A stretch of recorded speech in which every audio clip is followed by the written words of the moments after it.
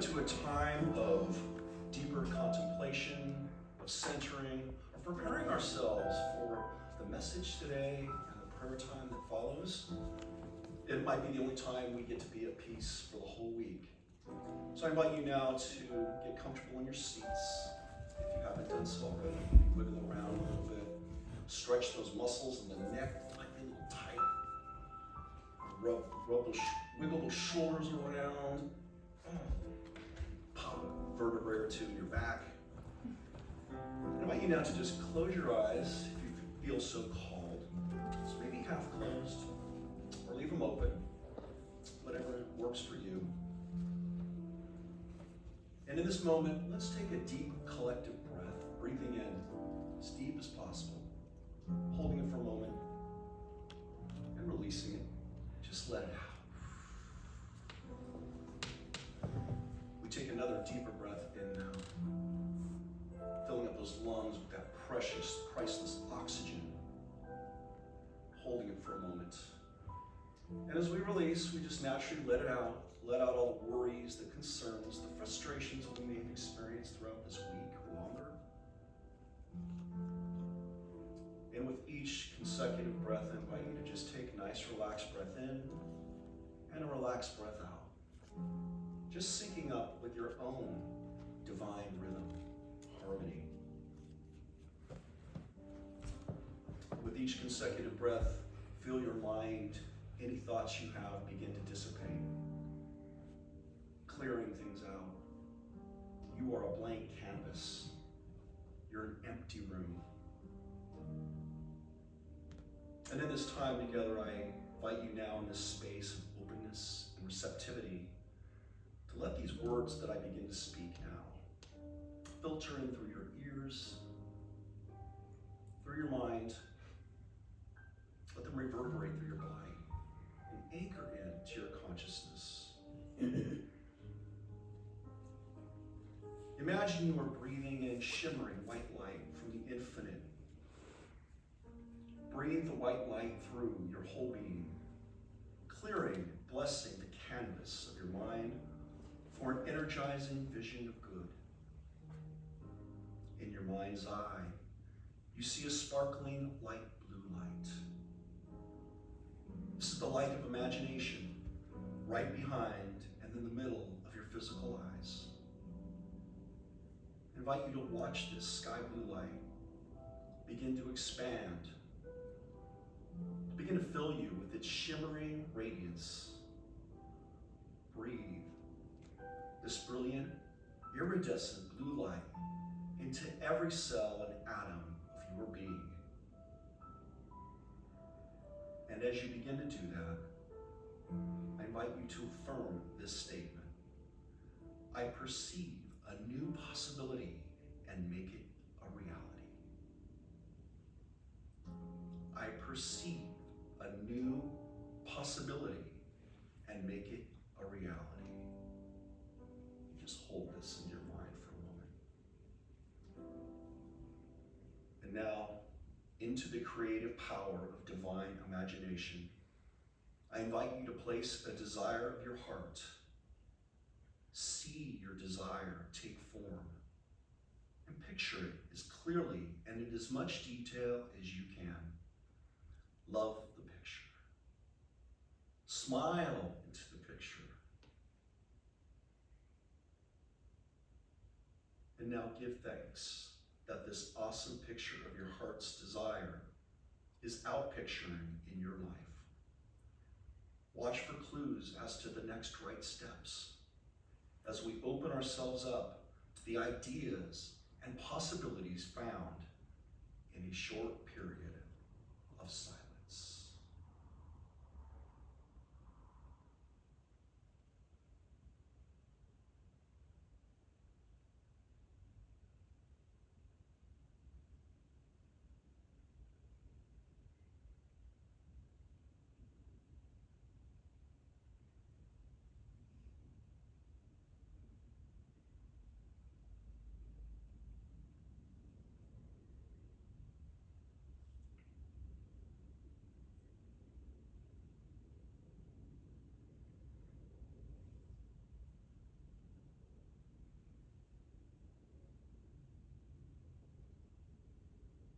perceive a new possibility and make it a reality.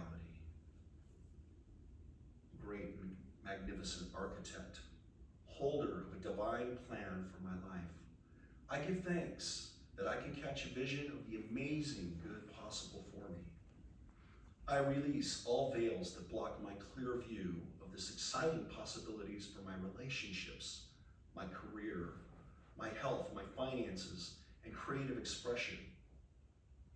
You now set my feet upon the path to fulfill the divine visions that live in me. And so it is. Amen. I invite you to bring yourself back into the awareness of this present moment now. Opening your eyes, maybe wiggling your fingers and toes. But stay connected with that vision of the imagination and possibilities, that feeling of comfort and peace as we move forward throughout the rest of this morning and throughout your week. So it is. Amen. Amen. Do we do a song? I'm trying to do this. Oh, after. Okay. It's okay. I don't have the script. I've been gone for a month and I just lose the whole thing. This song would be really, really odd Before the service? Okay, I'll trust your judgment on that. Well, good morning, everybody. Good morning. It's kind of bring us out of that time of meditation. We're just, oh yeah, in this state of bliss, and here we are. Okay, let's ratchet it up a notch. But as I stated earlier, my talk is titled, We're All Mad Here. And there's a quote from Alice in Wonderland, one of my favorite books and movies and Disney characters. There's a quote that I love. It says, there's a place like no place on earth, a land full of wonder and of mystery and danger. Some say to survive. You have to be as mad as her. So this morning I invite you all to come with me on a journey down this rabbit hole, which I created a little rabbit hole right here, to a place where we all learn how to wield our creative power of imagination to capture, to shape, and bring out ideas that are found in this realm. So before we go down this rabbit hole, y'all ready to go down the rabbit hole with me? Yes. You all excited? Y'all got your bags packed? Yeah. Well, great. But before we go down this rabbit hole, can anybody tell me what this is? A magic wand. I'm sorry? A magic wand. A magic wand, okay. Anything else? Baby rattle. Baby rattle, okay. Magic wand, baby rattle. A key. A key. A crystal doggy chew. A crystal doggy chew. Love it, love it. That's an expensive doggy chew. Anything You else? see it for a free wealthy dog. I'm sorry? A mouth cleanser A to clean your mouth. mouth cleanser. For those of us with big mouths, right? I'm trying to say. Oh, goodness. Great guesses. I love all the suggestions. A key, a mouth cleanser. Good stuff. You guys have powerful imaginations. I'm probably not going to tell you exactly what it is and let you guess the rest of the day, but that wouldn't be fair. Well, my wife and I had a conversation over this. And originally what spurred it was where I have my office at the Unity Center. One of my office, the office staff there, she needed a foot roller. Like a foot massager. And I'm like, oh, I've got one. And so I took this thing and I'm like, oh yeah, it's a foot massager because it's got the little, the little things on the end of it. You roll in the foot and all that. So my wife goes, no, it's not a foot massager, it's something else, but I'm not sure what it is. So we spent time guessing. She was using it as a paperweight.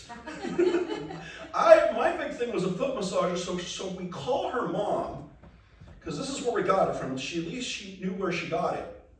And we called her mom, and her mom said, no, what it is it's a knife holder, or a knife rest. So when you carve your turkey or something, like on Thanksgiving or holidays, you have this on the table, and then literally the knife just sits on it. Why you need one of those, I don't know. Maybe it's a decorative thing. But so 2 of my congregations got it right before. But, so a knife holder. But the power of imagination, look at what you all came up with.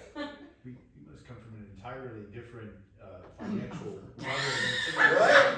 Well, this is my mother-in-law, and my father-in-law used to work for corporate, for mobile. Yeah, they were in a different, back in the 50s when everybody, did dinner parties and set up tables and had people over, and they didn't just throw out, Chick-fil-A or whatever. So they had to cook everything, and it was a big deal to impress people. You had these dinner parties at the homes. So yeah, a knife rest, and I've never seen one of these in action, but apparently some people have informed me that it was a thing back I've in got a the day. knife, you wanna rest it? But it could be a knock-and-nogger too, bonk, a knock-and-nogger of knowledge. So, but the power of imagination, this thing could be anything we want it to be, right? It could be a foot roller, it could be a key to a different portal. It could be a mouth cleaner, as somebody had said. So, pretty big, but okay. But I want to impart that thinking outside the box. Speaking of boxes, when I was a kid, we played for hours in a box. We get like an appliance box that was big enough to hold us, and we would, if we had stairs, we'd put the box on top of the stairs and roll it down, It was a time machine, it was a space capsule, it was a house, it was a fort. It could be all these different things. A simple cardboard box. And so that is highlighting, our power of imagination. Our mind can shape any type of thing, any unseen thing, into something great and bring it into expression.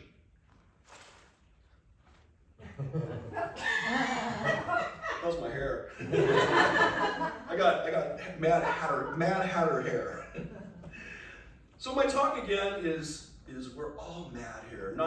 Obviously, I'm not speaking of being mad, at somebody. But what I'm talking about is that idea of genius. What it is to be mad. We've heard that saying of a mad scientist, right? That scientist is like, I'm going to create a machine that's going to revolutionize the world. Madness. And it's a powerful thing, and it's not a bad thing all the time. We say, it's a bad thing to be stark raving mad. David Bowie, a well-known artist in the 60s through the 90s, actually, he had this song, All the Madmen, and there's a line in it. He says, I'd rather stay here with all the madmen than perish with the sad men roaming free. And so who is it for us to judge who is mad and who isn't? Maybe the mad people are really the sane people. Hyper sane. Right. We get so boxed in sometimes with our lives and our stuff, right? Oh, I get up, I take the dog for a walk, I go to work, I go to my meetings, I do whatever, we have our routines, we get set in, and then we wonder why, when it comes time to be creative, we can't just flip the switch and go, oh yeah, guess what? I'm going to be creative now. Because we're not cultivating that, in every step of our lives. Somehow, after we got out of childhood and, got into middle school and high school, it's important to all of a sudden conform. Anybody that didn't conform was part of that oddball group, and they sat over there at lunch, and they were put at the oddball table at weddings and things like that. They were respect because they thought differently, they did things differently, they dressed a little bit different. So this idea of going down the rabbit hole into this realm now, so we're ready to head down this rabbit hole, follow that rabbit down into this realm of chaos. And to me, chaos is wonderland. When Allison takes goes down, she drinks the drink, starts to go down the rabbit hole, she's going into this realm of chaos. Now, how many people have chaos in their lives? I just come here, sit early in the morning before church, and you'll see chaos go on. But chaos precedes great things. I have an I Ching image, and it says chaos, where brilliant dreams are born. Chaos precedes creation. It was chaos where the unformed, before creation started. It's the realm of possibilities. Anything is possible in this wonderland of chaos. God came upon the waters and he said, let there be light. And so that's what we're learning how to do in this wielding this power of imagination. Our power of imagination says, you know what? Let there be light.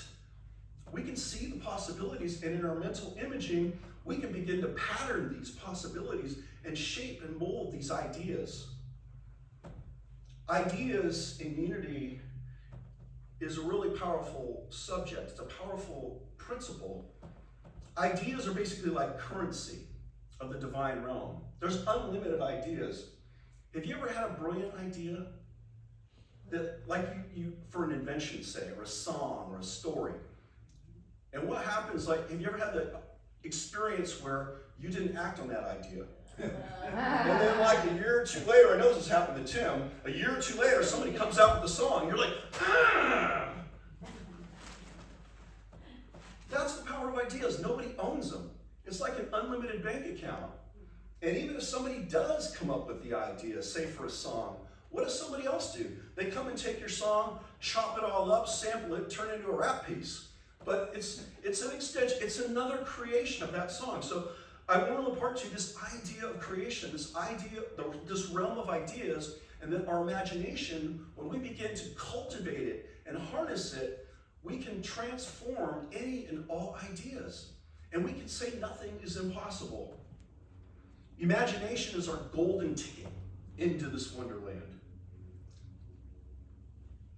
So what I'd like to share with you is there are 8 steps basically in cultivating this imagination and to help us to live in chaos, to not only live in chaos or to be in chaos, but to actually thrive in this wonderland of chaos. So are you ready? Yes. All right, I love the enthusiasm this morning. First of all, wait, make it more believable if I put my glasses on. First step is to relax. Just relax. Like we did with the guided meditation, we just relax, control our breathing, learn to sleep. You know, when we sleep and we have these dreams, sometimes we write off our dreams, but a lot of times brilliant things come during sleep. There's been stories of great people that take naps. They'll take a nap in the middle of the day. They're struggling with something, and they'll just say, you know what? I'm going to take a nap. I'm going to sleep on it. We've heard that saying. And what happens is when you wake up, you get this different new perspective oftentimes. So relax and be open and aware. Oftentimes imagination is paired with faith, because faith is the ability to perceive that it's out there, that it is possible. Everybody else is saying it's impossible, but in the realm of chaos, in Wonderland as we're calling it, it is possible. If not in our own, if not in this existence, it's possible in science fiction. And we've seen nowadays in the 2020 somethings, how much science fiction of like the 50s or the 60s have come to pass, right? We've got these cell phones that nobody ever dreamed of. We got all these different things now that were just science fiction back in the day. Somebody back then in the 30s or 40s or 50s or maybe before that said, you know what? It's possible. We may not have the technology to bring it forth yet, but it is possible. The important thing to realize here, folks, is that imagination cannot be forced. That's what I was talking about, being adults. We try and force it, like, oh, I gotta create something, and we have deadlines, right? When I do a talk, I have a deadline I have to turn it in by, and it doesn't always lend itself to creativity. You're like, oh gosh, especially when you're like me and you're a procrastinator and you often put things off to the last minute. So imagination cannot be forced. It must be invited. And I love that feeling of invitation. That goes with being open and receptive. The second step is cleansing.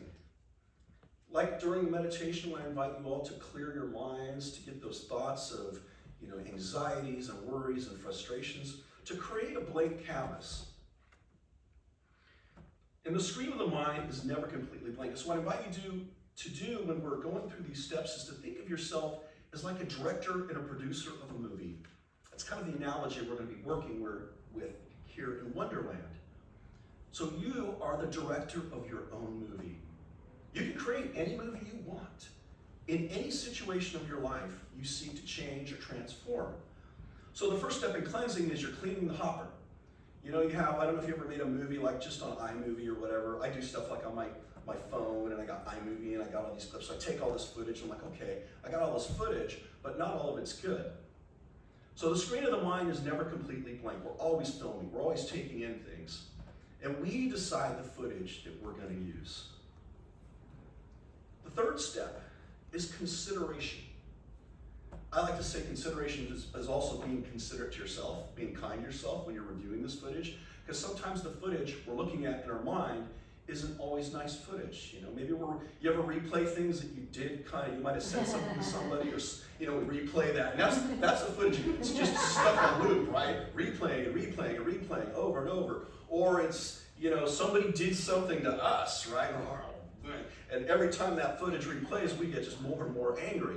So we have control over that footage. And the important thing to know here is we need to lead our imagination. Our imagination, this power, is like an unbridled horse. We need to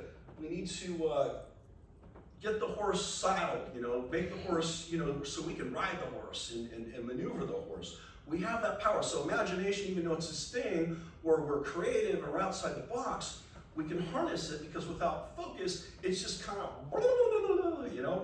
we're just drawing pictures, or we're drawing all these crazy pictures, but it's hard to bring it forth in the manifestation. So try and picture positive, or worry in reverse when you're looking at this footage, when you're considering this footage. The fourth element in working with our imagination is discrimination. Excuse me. Cleansing, all the cleansing in the world will not remove us from the world. Things are going to happen to us. We're still going to have this footage. We're still going to see things. It might still pop up in our hopper, but we have the power to see it right. So we can look at the footage and maybe look for the positive things in this footage, in these events or these experiences that are kind of replaying themselves in our minds. So when we discriminate, what we want to do is sort the good footage from the junk. And the junk just kind of goes to the cutting room floor. And we keep the positive. And how do we discriminate? Well, when we're studying our truth principles, we know what is good, what is kind, what is comforting, what is positive, what is uplifting. Those are the criteria we judge by. Does it enhance our faith? Does it magnify our faith? Or does it create worry, frustration, and fear? Those are the ones that we want to put on the cutting room floor. Just chop them up. The fifth step, is observation. We want to look for the good pictures, again, and crowd out the negative pictures. So what we want to do when we observe is we want to observe. We don't want to spend time with the negative pictures. We want to observe the good pictures. I know with my dad, I've been caring for him lately, and we go and do things. He's pretty much self-caring, but we're doing a lot of different things for him. He's had some health issues, and part of the thing I have to get over as a son is seeing him in that condition, in a wheelchair, and he's kind of hunched over, and he can't do a lot of things for himself. When I was younger, my dad was strapping. He was a carpenter, and he was really strong, and just a very strong figure. And through time and different health issues, that's not the appearance. And so when I go down there, I have to look beyond the appearance and look at and see him in that right light, and see him, for the great things he's done and the magnificent man he is. And that's sometimes difficult when you're so close to the situation. So I have that power of observation, of what I'm observing, and I can observe impartially without my feelings or emotions being tied into that. That's where it gets really sticky. So again, we want to crowd out this negative footage with the good pictures, get rid of that negative stuff. The sixth element is beholding. Beholding. We don't use that word a lot, behold. You hear it a lot in the Bible. Behold! What does that mean? We walk around like today in 2024, behold! My new creation! I've created something! Behold! But I look at beholding as a sense of awe and a sense of wonder. And I think in 2024, beholding would be like, wow. Sometimes that's used sarcastically now, like, oh, wow. But wow, like as a child, when a child looks at a caterpillar, just stops everything, and it crawls on the ground, he's like, big old eyes, and he's like, wow! Or he gets his first hit or something. So I want you to look at beholding as, wow, that's the wow factor. That's the way we spiritualize our vision. And we can look at these pictures, these different pictures in our mind through God's eye. wow, that experience sucked. But wow, what did I learn from it? I'm a much better person. I'm much further along on my spiritual walk now. Wow, wow, wow. Wow. You got it. So this guy's to behold. So the seventh element, discernment. That's another word we don't use very often. But discernment, to be discerning, to be picky. This is our perception of spiritual truth, this discernment. Discernment is what takes these truth, whatever I'm blathering about up here. Discernment is that perceiving power of your individual minds, your individual minds perceiving what you need to gain from it. It might just be one word, it might just be one little experience from this whole time we have together. But your discernment, that spirit of truth in you, will discern what you need to do. So discernment, again, is our perception of spiritual truth as it relates to us. And this is what it is, it's a fine-tuning. So we're getting a little more nitpicky on our editing our internal editing, right? Where we got all these pictures. We're getting a little more fine-tuning now. We're cutting and we're kind of blending things and we're maybe transitioning differently and we're enhancing these positive pictures we have that we've done through these other steps. So this is the real fine-tuning. The highest function of imagination is it enables us to receive and to mold and to shape God's ideas, to bring them forth in our own experience to bless not only ourselves, but to bless others. And lastly, the eighth step is vision. I call this the final cut. Well, it's never the final cut, but it's like the final cut, it's the cut you're going to distribute. Because I don't think we're ever done, really. You know, our masterpieces, at some point we call them good, right? Even God, when he created the earth, called it good on the seventh day. He didn't sit there and go, well, it needs a little more tweaking. It's kind of okay, but I'm just going to put it out there and see. I'm just going to run it out there and see who wants to live on it. No, he called it good. It was good enough. I think we know when something's good enough, right?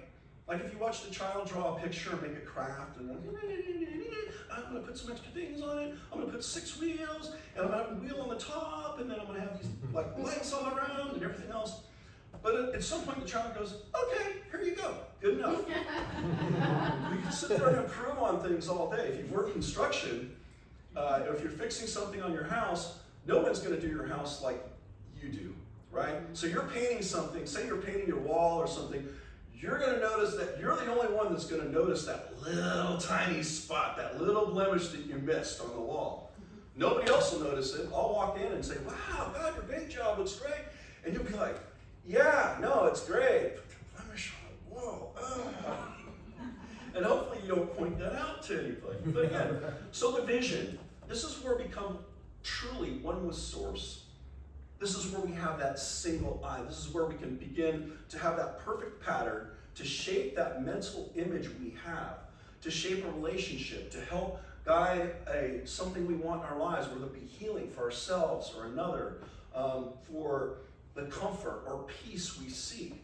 We can use these steps in coming out with a single vision. Will that vision always come to pass? Maybe not. Maybe it needs a little more tweaking.